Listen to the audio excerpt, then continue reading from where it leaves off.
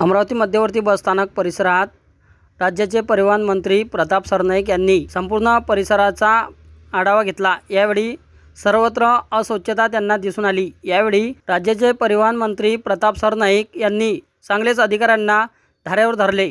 यावेळी संतप्त झालेल्या प्रताप सरनाईक यांनी तातडीने नियंत्रक विभागातील सचिन डपळे आणि आगार व्यवस्थापक वैशाली भोकरे यांना निलंबन करण्याचे निर्देश मंत्री यांनी दिले। तसेच बसस्थानकाची अस्वच्छता आणि व्यवस्थापन सुधारण्यासाठी कडक उपाययोजना करण्याच्या देखील सूचना यावेळी देण्यात आल्या। या कारवाईमुळे परिवहन विभागात मोठी खळबळ उडाली आहे।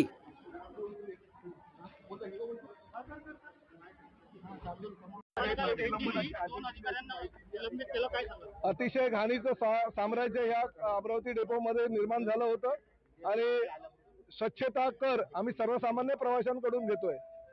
दर तिकिटामागे 2 रुपये घेत असताना दर 4 तासांनी हा डेपो स्वच्छ व्हायला पाहिजे, डेपोची साफसफाई व्हायला पाहिजे, डेपोचे आमचे जे ड्रायव्हर कंडक्टर आहेत त्यांना गरम पाणी आंघोळीला मिळालं पाहिजे, थंड पाणी प्यायला मिळालं पाहिजे, सर्वसामान्य प्रवाशांना थंड पाणी मिळालं पाहिजे।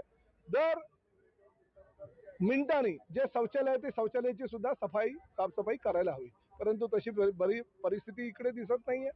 कुठल्याही ठेकेदाराकडून काम करून घेत नाहीये, मशीन्स त्या ठेकेदाराचे तिकडेच पडलेले आहेत आणि त्यामुळे जर बेजबाबदाररीत्यानं आमचे जर अधिकारी आणि कर्मचारी वागत नसतील तर त्यांच्यावर कठोर कारवाई करण्याशिवाय पर्याय नाही। मी 2 अधिकाऱ्यांना ताबडतोब जागेवर निलंबित केलेलं आहे।